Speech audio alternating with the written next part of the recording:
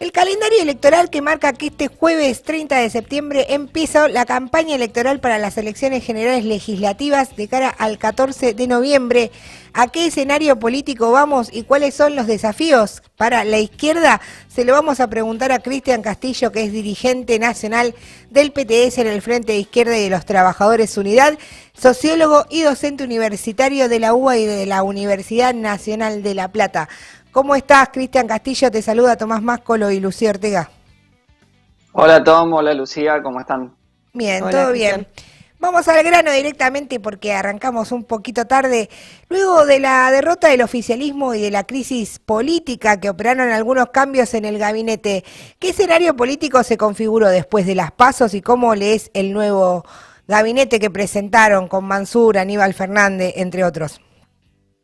Bueno, el escenario todavía es fluido, ¿no? Se está terminando de configurar y creo que difícilmente se asiente en el proceso que va desde las primarias hasta las elecciones generales. Lo cierto es que el gobierno intentó cerrar la crisis por arriba, es decir, la disputa abierta que se expresó luego del resultado de las primarias entre Cristina Kirchner, la Cámpora y el sector más afín, con el Alberto y una parte del gabinete, los gobernadores y los que se alinearon con el presidente.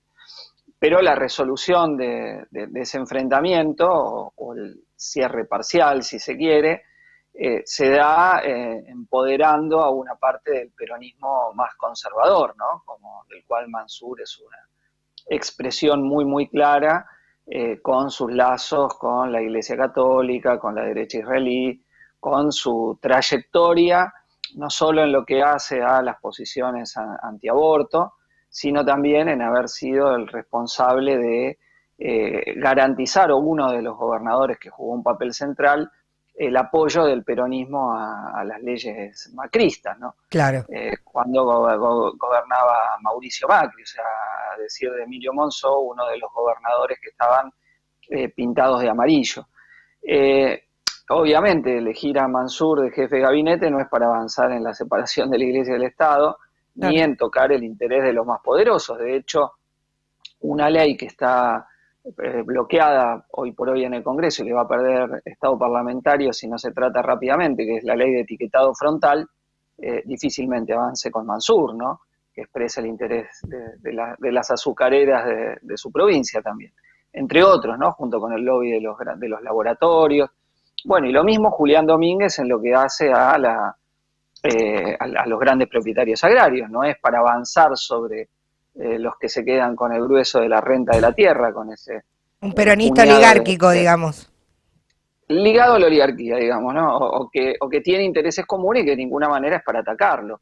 Entonces, digo, para cuestionar el extractivismo. Es un gabinete que se ha corrido a la derecha del gabinete que había antes y que entonces muchos de los que en esas 48 horas tuvieron que admitir gran parte de todo lo que hemos denunciado del Frente de Izquierda, que acá había un ajuste, que había además que la ley de movilidad jubilatoria fue para ajustar a los jubilados, como tuvo que señalar Fernanda Vallejos en uno de sus audios, o la propia Cristina, tomando en cuenta en su carta que se estaba aplicando un ajuste. Bueno, ahora vieron que el gabinete económico no se tocó y que lo que se modificó fue para poner personajes del peronismo más rancio y conservador. Con lo cual las expectativas de una parte muy importante de los votantes en 2019 Alberto Fernández, de que con este gobierno se iban a hacer cambios progresivos, se iba a revertir la herencia macrista, bueno, sufrieron un nuevo golpe y una nueva desilusión, aparte de la realidad que se vive diariamente, ¿no? Cristian, Ahora, yo digo, por más que sí. esto sea el intento de cerrar, eso no significa que no siga habiendo peleas y disputas internas en un gobierno que se ve fuertemente fracturado, pero dentro de una dirección que es tratar de contener para ir al acuerdo con el fondo. Claro, Y la realidad, precisamente sobre esto último sí, te quería consultar, porque a la par del nombramiento de algunos nuevos funcionarios en el gabinete, se especulaba con algunas medidas económicas, algunas se anunciaron. ¿Vos qué visión tenés justamente de esas medidas después del resultado electoral? hasta ahora son parches y parches pequeños, te diría, que no parece que vayan encaminados a revertir fuertemente un resultado electoral. Puede ser que mejoren algo la votación por el involucramiento más directo de los intendentes en la provincia de Buenos Aires o de una parte de ellos y de los gobernadores en la campaña, al haberles dado poder, hacerlos jugar un poco más y que con el aparato traten de recomponer algo su votación, pero esto de ninguna manera está garantizado, o sea que es un escenario abierto donde uno puede plantear que pueden recuperar algo, pueden mantenerse igual o hasta pueden perder, o sea, hay tendencias contradictorias que veremos qué es lo que termina primando en la campaña, ¿no? Claro. Pero lo cierto es que más allá de detalles, lo que se verifica es que el señalamiento que hicimos durante la campaña presidencial del 2019 respecto de que era imposible conciliar el asumir la deuda de Macri y pagarle a los acreedores privados y al FMI con la aspiración popular de llenar la heladera, bueno, es lo que se ha quedado completamente verificado, es decir, esa incompatibilidad estructural en querer conciliar esas dos cuestiones. Y frente a esto, bueno, hay que decir también que no es que la oposición de derecha creció, que el voto que perdió el gobierno fue hacia Juntos, salvo en una muy pequeña medida. La mayoría del descontento con el gobierno se expresó, o bien no yendo a votar, o votando en blanco, o incluso votándonos a nosotros, al Frente de Izquierda. Porque, bueno, la gente lo protestó porque no quiere más ajuste, ¿no? Porque quiere reforzar el ajuste, que es el programa de la derecha, tanto de Juntos por el Cambio como de Espero, Milei, o las variantes de la derecha de la derecha. Entonces, frente a esto, el Frente de Izquierda, que hizo una elección muy importante, constituyéndonos en tercera fuerza nacional y en la provincia de Buenos Aires, con Jujuy, con Alejandro Vilca como pico en la elección, con casi el 24% de los votos, una gran elección de Miriam Bregman en la ciudad, de Nico del Caño en la provincia, con algunos municipios de la provincia con elecciones con resultados muy buenos. Bueno, vamos a desarrollar esta campaña señalando la necesidad de que haya diputados y diputadas de izquierda, una bancada de la izquierda en el Congreso para enfrentar lo que se viene, para enfrentar el pacto con el FMI y para pelear por un conjunto de salidas favorables al pueblo trabajador, entre otras, insistir con nuestro planteo de la necesidad de reducir la jornada laboral a 6 horas, sin afectar el salario, con un mínimo que cubra la canasta familiar, y para repartir el trabajo entre ocupados y desocupados, frente a un planteo que la gran patronal y distintos candidatos están enarbolando, que es una reforma laboral que prive de derechos a los que por ahora los mantienen. Ahora, el gobierno dice que de palabra rechaza la reforma laboral. ¿Vos qué le responderías? Bueno, hay dos cuestiones. Primero, que la vienen implementando, de hecho, en numerosos sectores, ya sea los que fueron privados y no recuperaron sus derechos, por ejemplo, la gran mayoría de la juventud trabaja hoy sin aguinaldo, sin vacaciones, sin derecho a indemnización, sin derecho a la sindicalización, con distintas formas de fraude laboral, desde las famosas apps de reparto a domicilio, hasta quienes quienes en distintas áreas, incluyendo el Estado, tienen que pagar el monotributo encubriendo la relación laboral o directamente con una relación laboral absolutamente informal. Y además los propios burócratas sindicales alineados con el gobierno son los que van incorporando parte de esta pérdida de derechos en distintos convenios. Por ejemplo, salió que un aliado del gobierno, quien está al frente del ESMATA, Ricardo Pignanelli, está pactando en la empresa Toyota un convenio también que saca derechos, ¿no? Entonces, el gobierno ha sido campeón en mantener esto, más allá de que ahora de palabra, por una conveniencia electoral, cuestione que los proyectos que presentaron Martín Lustó y otros, que además de ser inconstitucionales, no tienen ninguna verificación en los hechos, ¿no? En el sentido de que tratan de instalar un discurso que la informalidad y la desocupación es por culpa de la existencia de convenios con niveles de protección laboral, pero eso es falso, en primer lugar, en el convenio que ellos ponen como ejemplo, que es el de la UOCRA, donde hay una alta tasa de informalidad que supera el 50%, cuando en otros convenios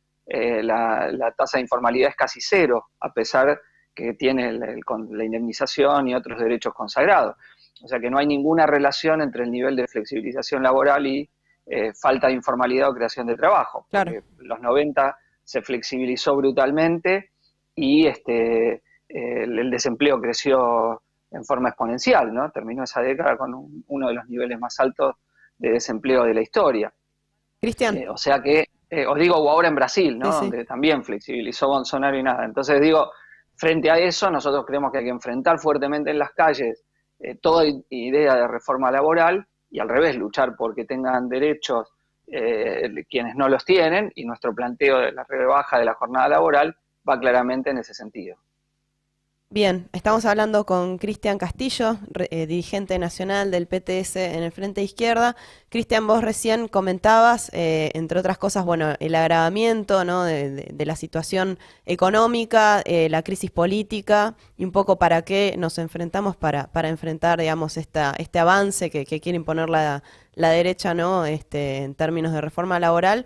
Y ahora, para quienes nos están escuchando, que quieren apoyar la campaña del Frente de Izquierda que se está lanzando hoy oficialmente, ¿qué desafíos, ¿no?, tiene la izquierda socialista y anticapitalista de cara al 14 de noviembre, justamente con estas consignas o estas exigencias que está planteando?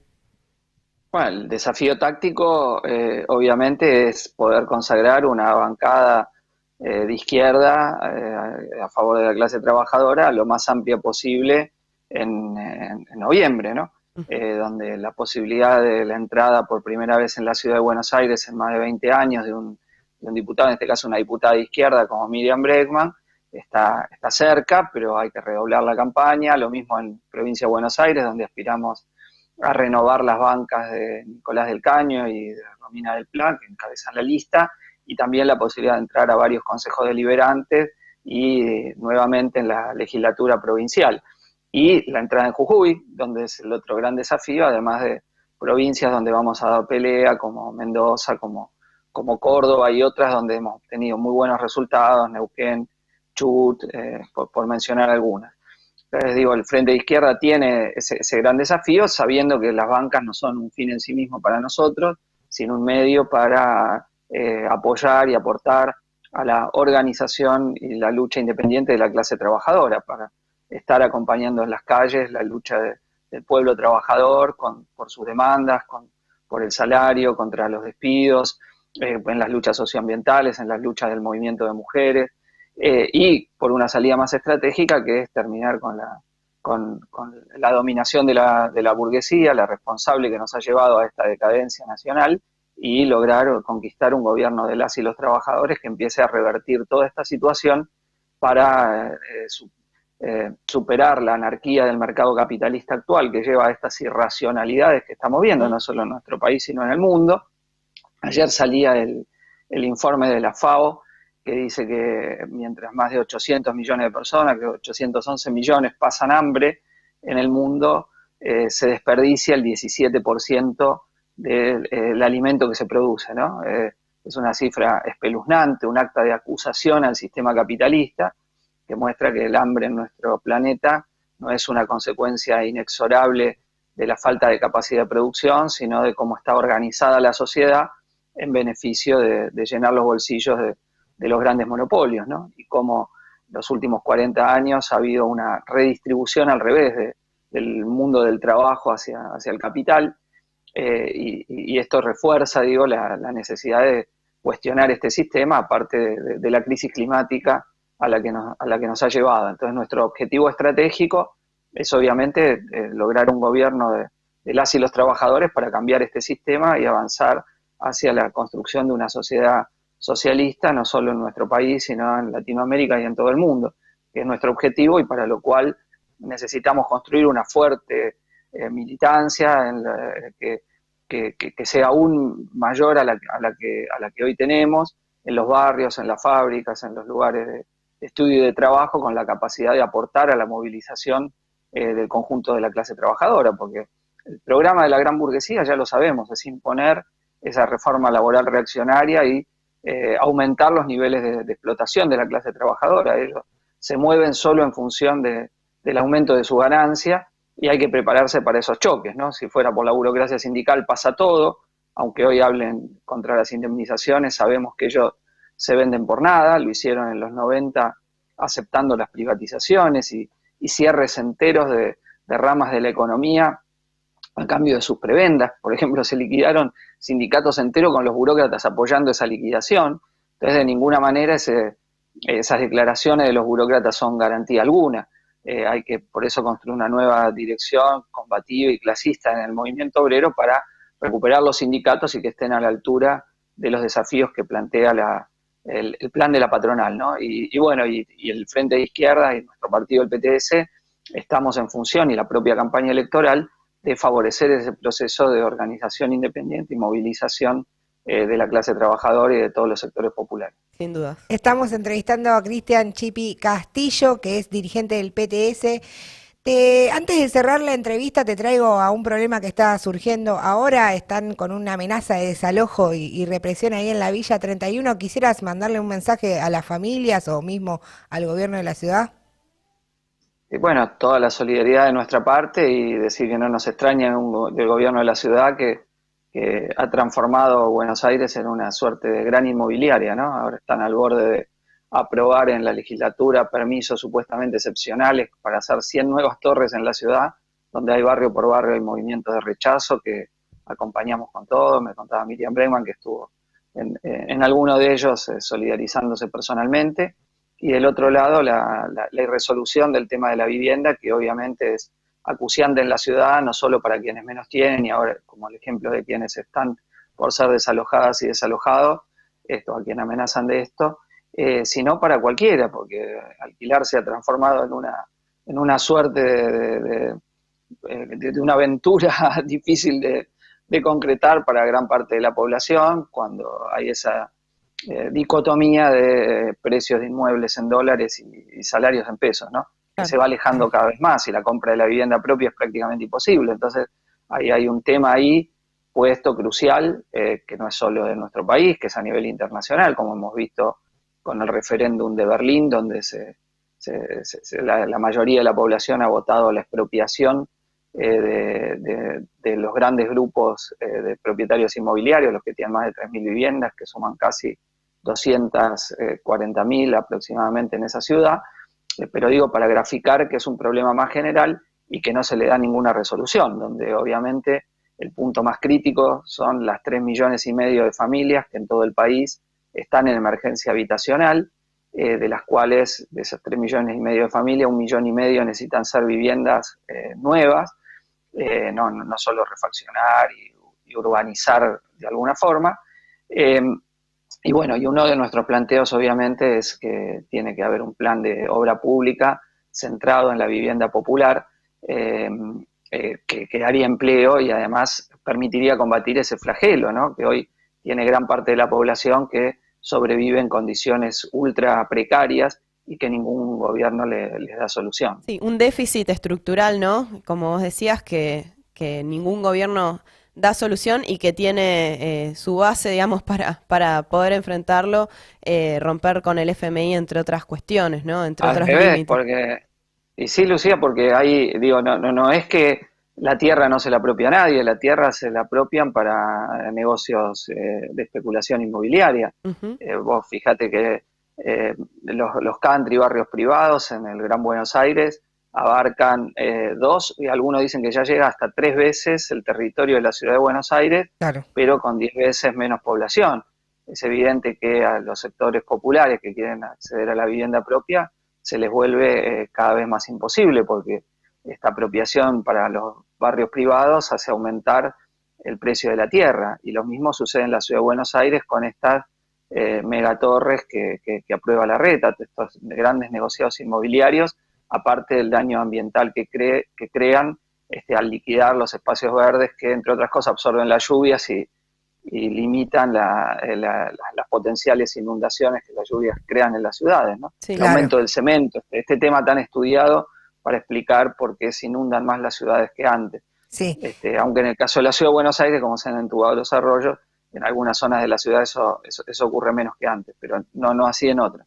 Entonces digo, hay un problema estructural general con la vivienda, pero digo, ese problema estructural es que se benefician otros intereses y no de los que necesitan vivienda, ¿no? Porque otra, digo, de las irracionalidades es 2 millones de inmuebles vacíos en el país, donde cuando se construye no se construye para que viva gente, sino para la especulación. Para reserva de valor y especulación inmobiliaria. Entonces, digo, este sistema hace agua por todos los poros, ¿no? Sus irracionalidades son lo que crea los padeceres de la población, ¿no es? Insisto, hoy no es que vivís en la calle o tenés hambre porque no hay recursos, sino porque los recursos se los quedan muy pocos y no se organiza la producción en función de satisfacer las necesidades sociales, que es a lo que aspiramos nosotros, reduciendo sustancialmente la jornada laboral existiendo tiempo libre para poder dedicar a la cultura, al ocio, a la educación, al esparcimiento. Claro. Eso es lo que llamamos el socialismo. Bueno, ese es,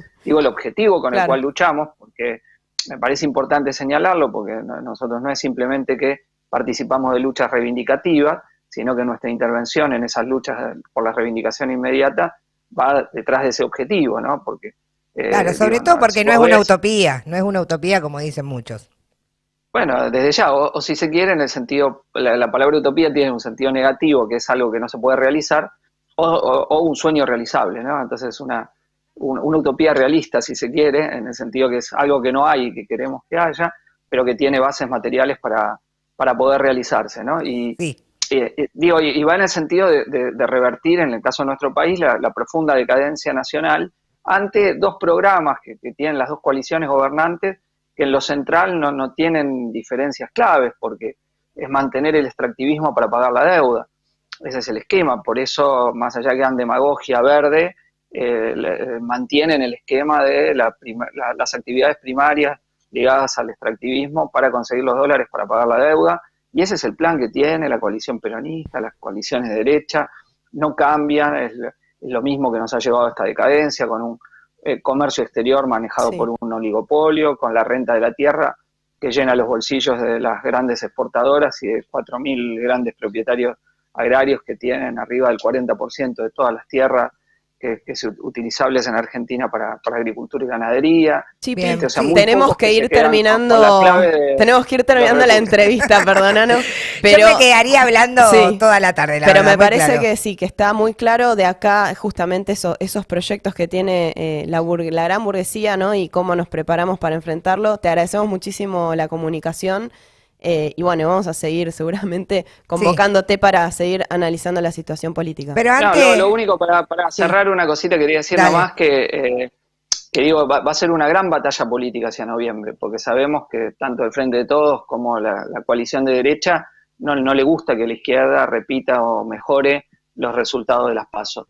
Entonces, invitando a quienes escuchan Alerta Spoiler y quienes han colaborado en la campaña de Frente de Izquierda a reforzarla, hacer una campaña muy militante, que es la forma que tenemos de enfrentar lo que los aparatos van a querer, que es que no logremos esa bancada de izquierda, de la clase trabajadora y socialista en el Parlamento para ponerla al servicio de las luchas. Cristian Castillo, clarísimo todo. Muchas gracias por la comunicación. No, por nada. Hasta luego. 9:51 de la